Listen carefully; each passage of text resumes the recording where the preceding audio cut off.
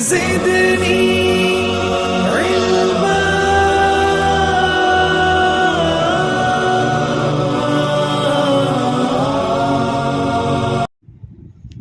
الحمد لله رب العالمين والعاقبة للمتقين والصلاة والسلام على سيد الأنبياء والمرسلين وعلى آله وصحبه ومن دعا بدعوتهم إلى يوم الدين. أما بعد، فأعوذ بالله من الشيطان الرجيم. بسم الله الرحمن الرحيم. إن أول بيت وضع للناس للذي ببكة مباركا وهدى للعالمين فيه آيات بينات مقام إبراهيم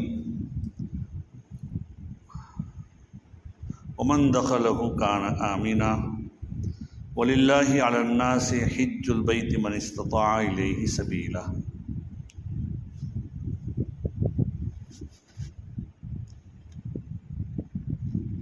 وقال النبي صلى الله عليه وسلم من أراد الحج فليتعجل. وقال عن عبد الله بن عباس رضي الله تعالى عنهما دعا أحد بشيء في هذا الملتزم إلا استجيب له. عزیز و دوستو،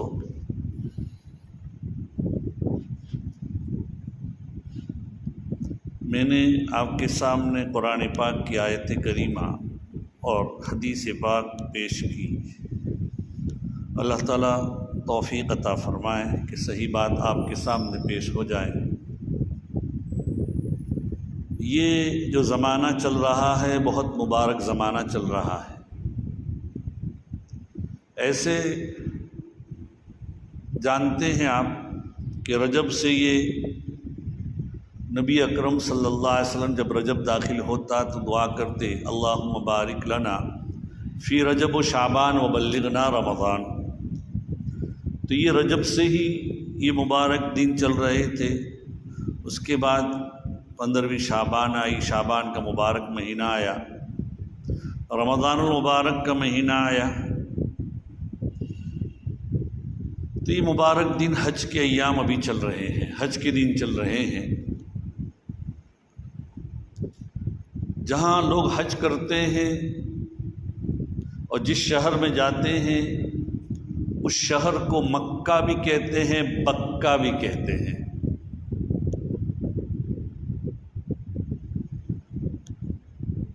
ان اول بیت وضع للناس للذی ببکۃ مبارکا قرآن پاک میں ہے. مکہ کی دنیا کی ابتدا کیسے ہوئی یہ آپ لوگوں کے سامنے ہوگا. سب سے پہلے پوری دنیا میں پانی ہی پانی تھا، اور اس کے بعد زمین سے ایک بلبلہ پرپوٹا پھوٹ نکلا، اور وہ پرپوٹا پھیلتا گیا. اس سے زمین کو کہ اللہ تعالیٰ نے بنائی، وہ پھیلا دیا گیا پورا کا پورا پرپوٹا. وہ کہاں سے نکلا تھا؟ موجودہ جو کعبۃ اللہ ہے وہاں سے نکلا تھا. سائنس کے اعتبار سے دنیا کے بالکل بیچوں بیچ میں ہے یہ حصہ. یہ الگ بات ہے کہ انگریزوں کے تسلط کی بنا پر انگریزوں نے دنیا کا جو وقت طے کیا ہے وہ گرینچ ایک شہر کا نام ہے، ایک چھوٹے سے لندن کے قریب میں وہاں سے گزرا ہوں، میں بھی گیا ہوں.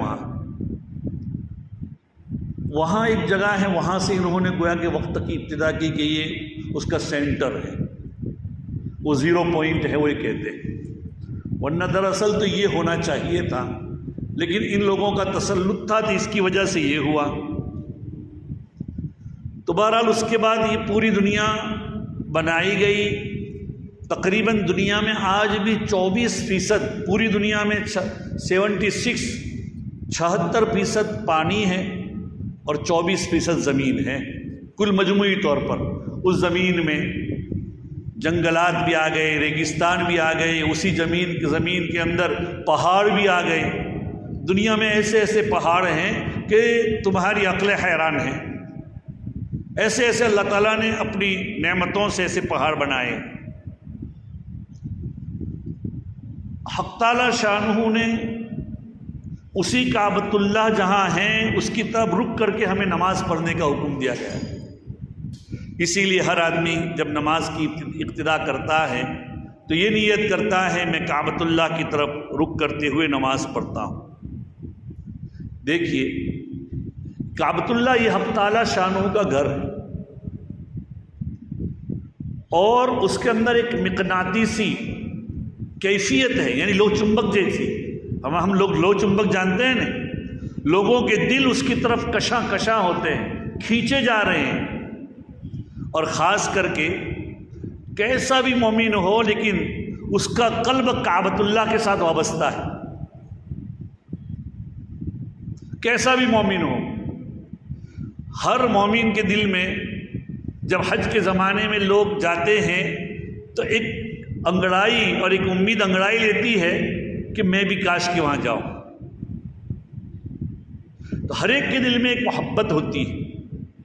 ظاہری بات ہے کہ حق تعالیٰ شانہ کا دیدار دنیا میں تو نہیں ہو سکتا، لیکن جیسے اللہ ہمارے محبوب ہیں، ہم اللہ کے چاہنے والے ہیں، اللہ ہمارے خالق ہیں، ہمارے معبود ہیں، ہم اس کے عابد ہیں، اور عبادت کا اور محبت کا تقاضا یہ تھا کہ ہم اس کو دیکھتے لیکن وہ ہماری نگاہوں سے اوجھل۔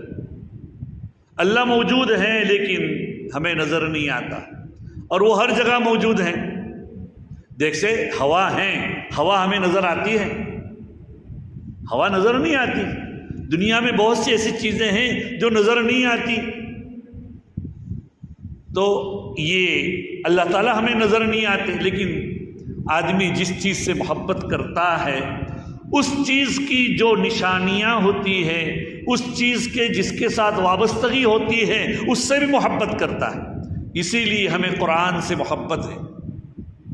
دیکھیے قرآن کے بارے میں کوئی معمولی سا جملہ یا معمولی سی بے حرمتی کر دیں تو مسلمان کتنے چراغ پا اور برانگیختہ ہو جاتے ہیں، اور حیران و پریشان، اور ان کی نیندیں اڑ جاتی ہیں۔ نبی کی شان میں نبی سے محبت ہے اس لیے کہ نبی کا واسطہ اللہ سے ہے۔ مساجد سے ہمیں محبت ہے اس لیے کہ جتنی بھی دنیا میں مساجد ہیں یہ گویا کہ کعبۃ اللہ کی بیٹیاں ہیں، اس کی ایک نشانی ہے۔ تو ان تمام چیزوں سے ہمیں کیا ہے؟ محبت ہے۔ ہمیں یہ اس کی نشانی۔ اسی لیے دیکھیے لیلا اور مجنون کا مشہور واقعہ ہے۔ لیلا مجنون کو اس سے بڑی محبت تھی۔ ایک مرتبہ مجنون نے دیکھا کہ ایک کتا لیلا کی گلی سے نکلا، تو وہ کتے کے پیروں کو بوسہ دینے لگا۔ لوگوں نے کہا کہ کیا بات ہے، تو کتے کو پیروں کو بوسہ دے رہا ہے؟ کہا کہ یہ میری محبوبہ کی گلی سے آ رہا ہے، جس محبوبہ کی گلی پر میری محبوبہ کے پیر پڑے ہوگے، اور اس پیروں کے اوپر اس کے کیا ہے؟ پیر پڑے۔ دنیا کا ایک عشق مجازی کے اندر یہ حال ہے، تو حق تعالیٰ شانہ سے جن کو محبت ہوتی ہے ان کا کیا حال ہوگا؟ اس کی ہر چیز سے محبت ہوتی ہے۔ اسی لیے کعبۃ اللہ سے ایک محبت ایسی ہوتی ہے کہ جس کی کوئی حد نہیں ہے، اور اس کا تعلق کیا؟ دیکھنے سے، یہاں بیٹھے بیٹھے بھی ہمیں کیا اس کا ایک تعلق ہوتا ہے۔ اسی لیے بھائی بہرحال وہاں لوگ جیسے کہ حج کے زمانے میں لوگ جاتے ہیں، تو جن لوگوں کو دیکھیے کعبۃ اللہ اور حج کو جانا پیسے پر مبنی نہیں ہے، اصل محبت پر ہے۔ ایسے ایسے لوگ کعبۃ اللہ پہنچے ہیں جن کے پاس کچھ بھی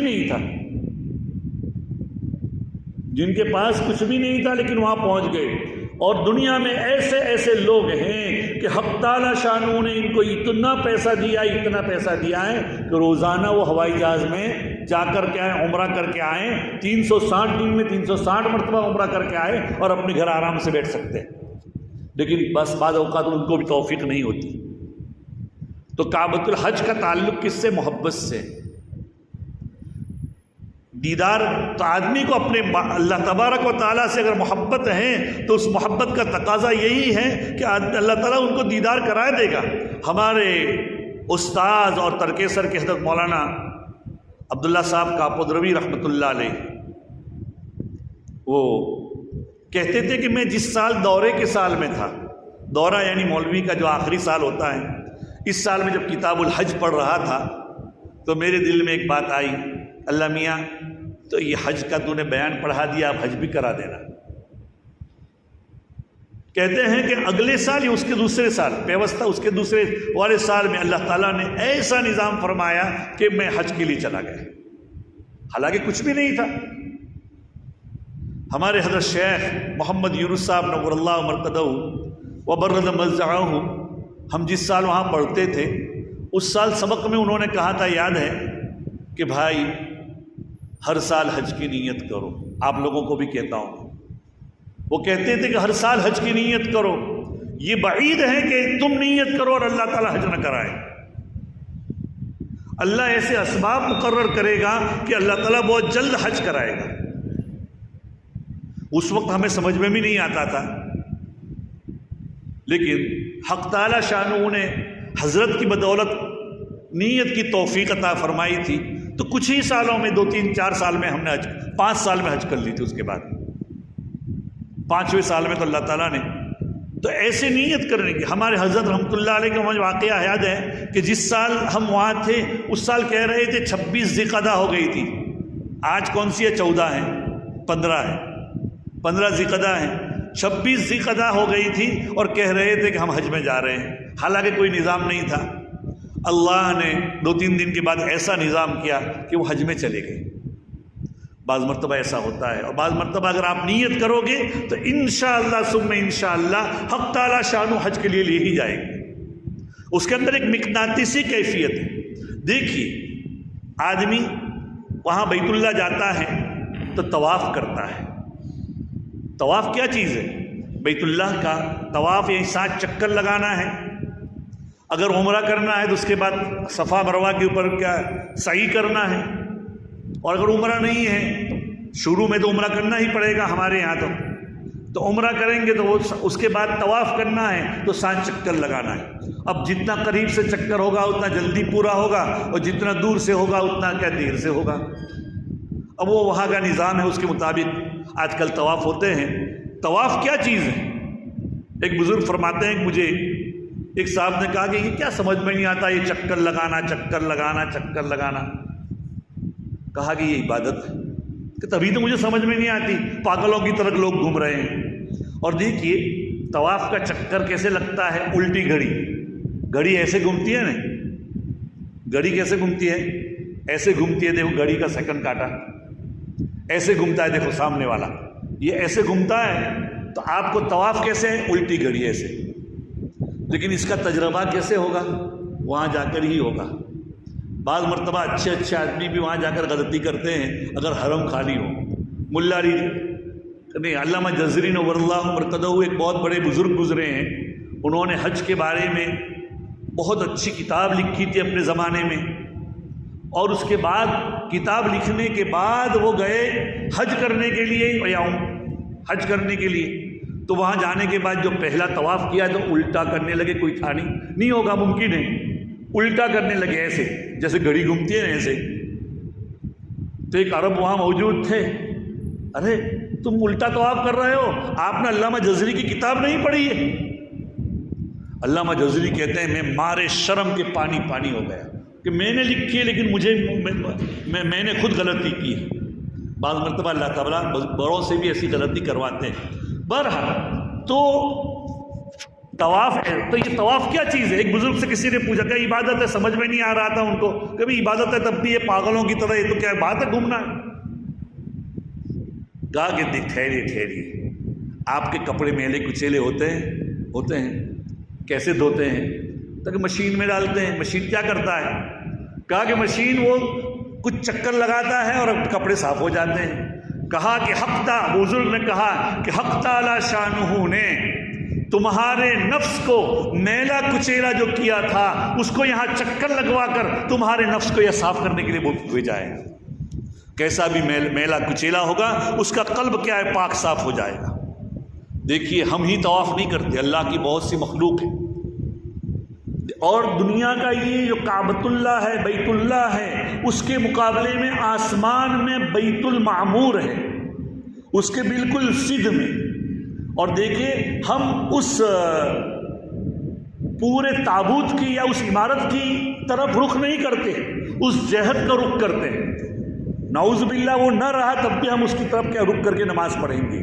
اسی لیے ہوائی جہاز میں ہو تب بھی اس کے سامنے تو نہیں ہوگا، اس کی سدھ میں ہوگا۔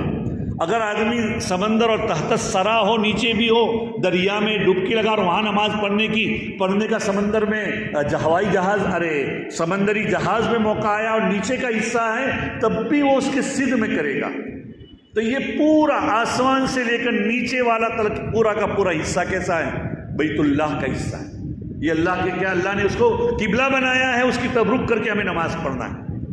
اسی لیے بیت اللہ میں ہم تو یہاں نماز ایسے پڑھتے ہیں، لیکن بیت اللہ میں کیسے نماز ہوتی ہے آپ لوگوں نے سب دیکھی ہوگی، گول گول صف ہوتی ہے، اس لیے کہ چاروں طرف بیت اللہ ہے، اور ہمارا قبلہ پچھم کی طرف ہے، تو یورپ والا کا قبلہ مغرب کی طرف ہے، مشرق کی طرف ہے۔ دنیا کے بہت سے ایسے ملک ہیں کہ جن کا قبلہ اتر کی جانب ہے، شمال کی جانب میں، جو بہت سو کا جنوب کی جانب میں ہے، بہت سا کا الگ الگ، جیسا کعبۃ اللہ چونکہ بیچوں بیچ میں، جیسے میں نے شروع میں بتایا۔ تو بہرحال اور دیکھیے اس کے مقابلے میں آسمان میں بھی ہے، اور آسمان کے بیت المعمور میں کون طواف کرتے ہیں؟ فرشتے۔ حدیث پاک میں آتا ہے، اللہ کے رسول صلی اللہ علیہ وسلم فرماتے ہیں کہ کعبۃ اللہ کے مقابلے میں جو بیت المعمور ہے آسمانوں میں، روزانہ اس میں 70,000 یعنی 70,000 فرشتے طواف کرتے ہیں۔ ان کا زندگی میں دوبارہ باری نہیں آتی، کبھی بھی ان کی دوبارہ باری نہیں آئے گی۔ اس سے اللہ تعالیٰ کی مخلوق اور فرشتوں کی مخلوق کتنی زیادہ ہے، روزانہ 70,000 طواف کرتے ہیں اور ان کی پھر دوبارہ باری نہیں آئے گی۔ تو ایسے اللہ کی یہ مخلوق ہے۔ دیکھیے آسمانوں پر جو ستارے ہیں وہ بھی گھومتے ہیں، وہ بھی گویا کہ طواف کرتے ہیں۔ امریکہ میں ایک مرتبہ کچھ سائنسدانوں نے تحقیق کی، خلائی جو نظام ہوتا ہے، اوکاش کا جو نظام ہوتا ہے، آج کل ترقی کرتے ہیں لوگ دن بدن، لیکن اس میں حیران ہے۔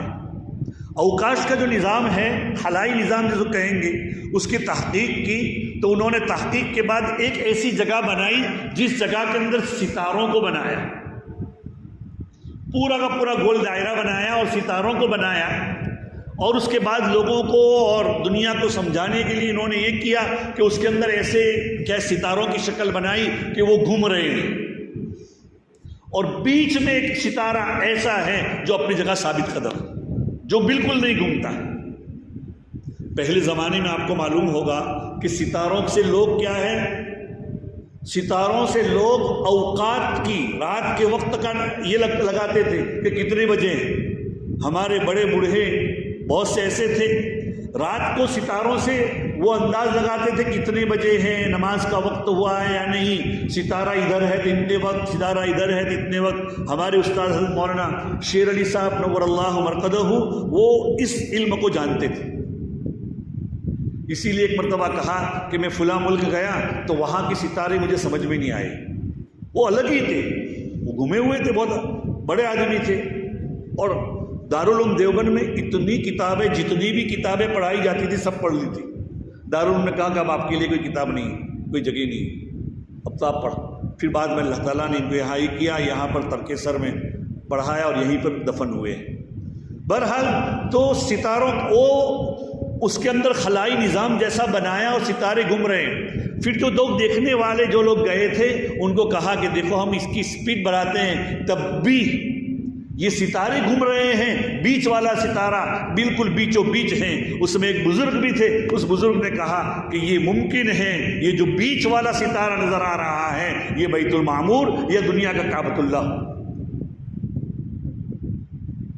اس لیے کہ ابھی کچھ سالوں پہلے، آج سے 15-17 سال پہلے، خلائی نظام یعنی اوکاش میں کچھ لوگ گئے تھے امریکہ سے، اور پھر ان کا وہ خلائی فیل ہو گیا تھا، وہ فیل ہوا یا فیل کر دیا جو بھی، اس کے بارے میں اس زمانے میں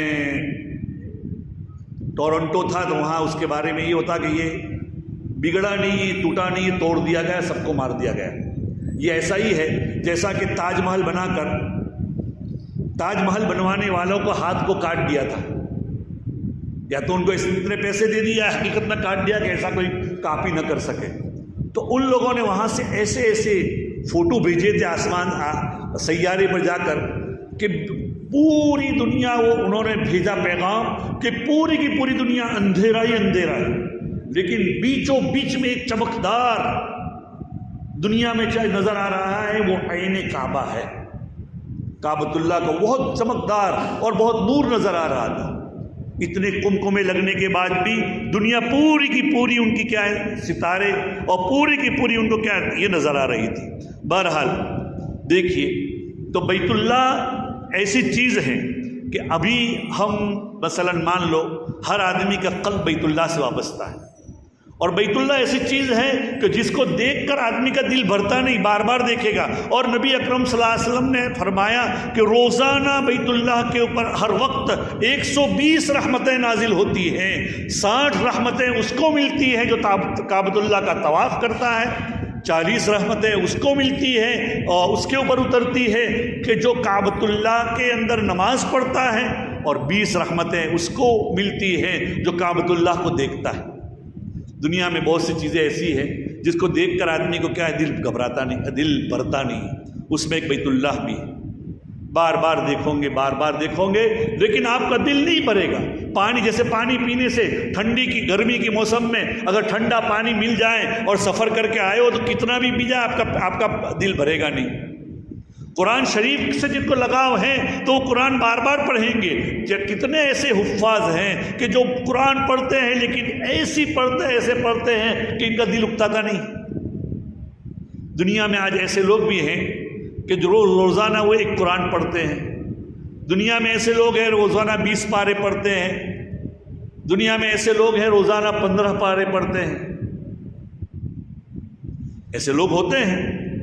میں نے مولانا اسماعیل بداس صاحب نور اللہ مرقدہ، حضرت شیخ زکریا رحمۃ اللہ علیہ کے خلیفہ تھے، میں نے ان کو دیکھا مدینہ منورہ میں، لوگ کہتے تھے، مشہور تھا ان کے بارے میں، لیکن میں گیا ان کے ملاقات کے لیے، ان کے بارے میں مشہور تھا کہ روزانہ مسجد نبوی میں بیٹھ کر وہ 1.5 قرآن پڑھتے تھے روزانہ، یعنی مہینے میں 45 ختم کرتے تھے۔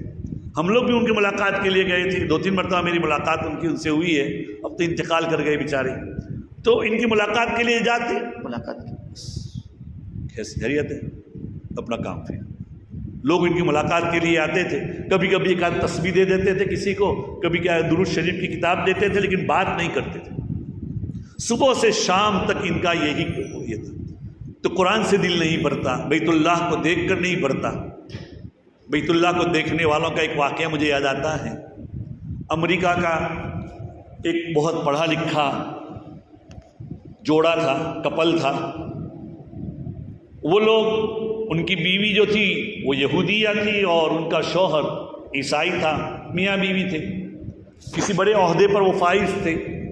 تو ان کی ایک آفس جدہ میں کھولنے کی باری آئی۔ جب جدہ میں ان کی کھولنے کی باری آئی تو ان کے آفس نے کہا کہ اگر تم لوگ وہاں جاؤ ایک ملک بھی دیکھ لو گے اور تمہاری تنخواہ بہت بڑھ جائے گی، سہولیات تم کو بہت ملے گی، اس لیے بہتر یہ ہے کہ تم لوگ وہاں چلے جاؤ۔ ان میاں بیوی نے طے کر لیا کہ ہم بھی چلے جاتے ہیں۔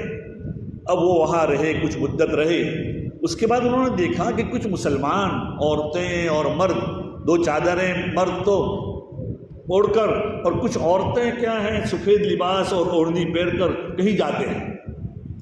تحقیق کی ان لوگوں نے، تو اس کے شوہر نے بتایا کہ بات یہ ہے کہ یہاں مسلمانوں کا کعبہ ہے کچھ فاصلے پر، 100 کلومیٹر یا اس سے کچھ کم و بیش ہے، 90-100 کلومیٹر پر، وہاں لوگ جاتے ہیں اور وہاں جا کر طواف کرتے ہیں اور اس طرح کرتے ہیں۔ وہ وہاں اس کو یہ ان کا پوری دنیا میں یہ مین مرکز ہے۔ تو اس عورت نے کہا کہ بہتر ہے کہ ہم بھی چلے جائیں۔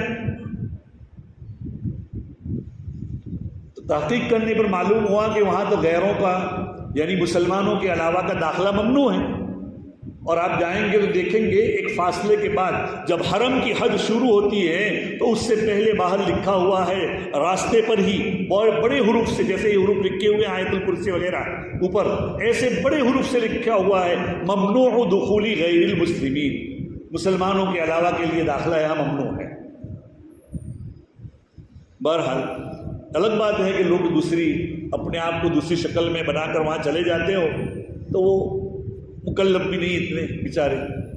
بہرحال وہاں گئے، نبی اکرم صلی اللہ علیہ وسلم کی بعثت سے پہلے اور بعثت کے بعد بھی کئی سالوں تک، آپ کے انتقال سے 2 سال پہلے تک مشرکین بھی وہاں جاتے تھے، غیر بھی جاتے تھے، لیکن آپ نے سن 9 ہجری میں حضرت علی کرم اللہ وجہہ اور حضرت صدیق اکبر رضی اللہ تعالیٰ عنہ کو مکہ میں بھیجا، صدیق اکبر کی امارت میں، اور اعلان کروایا کہ پہلے مشرکین مکہ کی عادت تھی کہ بیت اللہ کا جب طواف کرتے تھے تو وہ یہ کہتے تھے کہ ان کپڑوں میں تو ہم نے گناہ کیے ہیں، اس لیے کپڑوں کے ساتھ ہم طواف نہیں کریں گے، ننگے طواف کریں گے۔ تو وہ ننگے طواف کرتے تھے اور ساتھ ساتھ وہ کرتے تھے۔ تو نبی اکرم صلی اللہ علیہ وسلم نے سن 9 ہجری کے اندر یہ اعلان کرایا کہ الا لا یحج بعد هذا، آج کے بعد کوئی بھی غیر مشرک میں داخل ہوگا، لا یحج بعد عاما عاری، کہ کوئی ننگا بدن آدمی اس سال کے بعد کیا ہے طواف نہیں کر سکتا،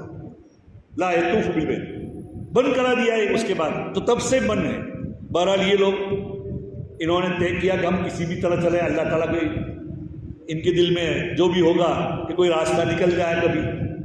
یہ لوگ نکلی میاں بیوی رات میں، انہوں نے کیا ہے وہ احرام کی طرح وہ اس کے شوہر نے چادر باندھ دی اور اس نے کیا ہے یہ کر دیا، رومالی سفید پہن لی اور گئے۔ خدا کا کرنا ہے کہ جہاں چیک پوائنٹ ہوتا ہے، جہاں تفتیش ہوتی ہے کہ کون مسلمان ہیں کون ہے، ان کی سارے پاسپورٹ تھے، اس جگہ کے اوپر جو چیکنگ والے تھے، RTO والے جیسے ہوتے ہیں ایسے، تو وہ لوگ اس وقت ان کے کھانے کا وقت تھا، شام کا، رات کا وقت، کھانے بیٹھے ہوئے تھے، اور ایک آدمی کو کھڑا کر دیا تھا، ایک پولیس والے کو۔ تو اس پولیس والے نے سب کو کہا جاؤ جاؤ جاؤ، یہ بھی نکل گئے۔ پھر اس کے بعد مکہ مکرمہ آئے، اور مکہ مکرمہ آنے کے بعد جب پوچھا کہ بیت اللہ کہاں ہے، تو بیت اللہ میں وہ داخل ہوئے، اور بیت اللہ میں داخل ہونے کے بعد کہا کہ اندر جا کر جیسے ہی دیکھا، دیکھتے ہی رہے دیکھتے ہی رہے دیکھتے ہی رہے، اور دونوں کی آنکھوں سے آنسو بہنے لگے، دونوں کی آنکھوں سے آنسو بہنے لگے، روتے رہے روتے رہے۔ تھوڑی دیر کے بعد بیوی نے کہا کہ دیکھا آپ نے، حقیقت آپ کے سامنے آ گئی۔ شوہر نے پوچھا تمہارے سامنے حقیقت آ گئی؟ دونوں نے کہا کہ ہمارے سامنے حقیقت آئی۔ ان دونوں نے وہی کلمہ پڑھا، اور وہ فخریہ کہتے تھے کہ ہم کو کسی نے کلمہ نہیں پڑھایا، ہم کو کسی نے دعوت نہیں دی، ہم کو تو بیت اللہ نے دعوت دی، ہم اس کے اوپر کیا ہے۔ اور اس کے بعد ان کی کیا ہے، ان کی امریکہ میں جب واپس گئے تو وہ نمازیں ایسی پڑھتی تھی کہ لوگ ان سے نمازیں سیکھنے آتے تھے خشوع خضوع کے ساتھ۔ تو بہرحال بھائی بیت اللہ کے اندر بڑی جاذبیت ہے۔ انشاءاللہ حج کے سلسلے میں یہ گویا کہ یہ بتلانا ہے کہ جو یہ ایک عشق و مستی کا سفر ہے، ایک محبت کا سفر ہے، اگر کوئی کرنا چاہے تو اللہ وہاں لے جائے گے، اور اگر نہیں چاہتا ہے تو ایسے اتنے پیسے ہونے کے باوجود بھی کہ روزانہ بیت اللہ جا سکتا ہے اور آ سکتا ہے ہوائی جہاز کے اندر، تب بھی اللہ اس کو بلاتا نہیں۔ اللہ تعالیٰ ہمیں بھی بیت اللہ لے جائیں، قدر کریں، نیت کریں کہ ہم سب بیت اللہ جائیں گے، بار بار جائیں گے۔ اس کے لیے پیسوں کی ضرورت نہیں، اصل تو محبت کی ضرورت ہے۔ اللہ تعالیٰ ہمیں لے جائے۔ وآخر دعوانا الحمدللہ رب العالمین۔ انشاءاللہ مزید آئندہ ہفتے